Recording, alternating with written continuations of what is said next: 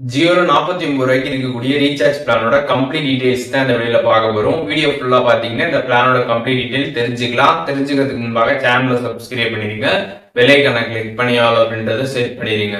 வீடியோக்குள்ள போலாம். இந்த பிளானோட பிரைஸ் பாத்தீங்கன்னா வந்து 49 ரூபாய். 49 ரூபாய்க்கு ரீசார்ஜ் பண்றப்போ ஒரு நாள் வந்து வேலிடிட்டி கொடுப்பாங்க. ஒரு நாள் வேலிடிட்டினா 24 ஹவர்ஸும் உங்களுக்கு இந்த பிளான் ஆக்டிவ்ல இருக்குமா அப்படின்னு கேட்டீங்கன்னா அப்படி வந்து கிடையாது. இப்போ எக்ஸாம்பிள் மார்னிங் ஒரு 8 o'clock ரீசார்ஜ் பண்றீங்க அப்படின்னா நைட் வந்து கரெக்டா 12 o'clock உங்களுக்கு இந்த பிளான் வந்து எக்ஸ்பிரி வந்து ஆயிடும். அதை நீங்க வந்து தெரிஞ்சுக்கோங்க.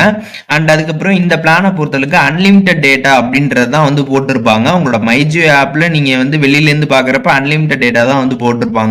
அப்படின்னு நினைச்சிட்டு நீங்க ரீசார்ஜ் பண்ணிடக்கூடாது. ஏன் அப்படின்னு பாத்தீங்கன்னா இந்த பிளான்ல உங்களுக்கு அன்லிமிட்டட் டேட்டாலாம் வந்து கிடைக்காது.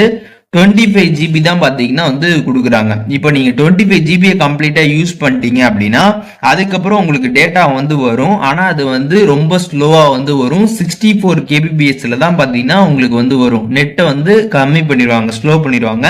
அதை நீங்க வந்து தெரிஞ்சுக்கணும். ஸோ அன்லிமிட்டட் அப்படின்னு நினைச்சு நீங்க இதை வந்து ரீசார்ஜ் பண்ணிடக்கூடாது. இதுல வந்து 25 GB தான் டேட்டா வந்து கொடுக்குறாங்க. அதை நீங்க தெரிஞ்சுக்கணும்.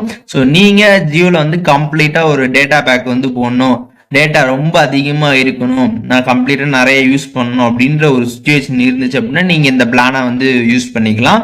உங்களுக்கு கம்ப்ளீட்டா 25 GB இதுல வந்து கொடுக்குறாங்க. ஸோ இப்போ இந்த 49 பிளானை பத்தி கம்ப்ளீட் டீடைல்ஸ் தெரிஞ்சிருப்பீங்க.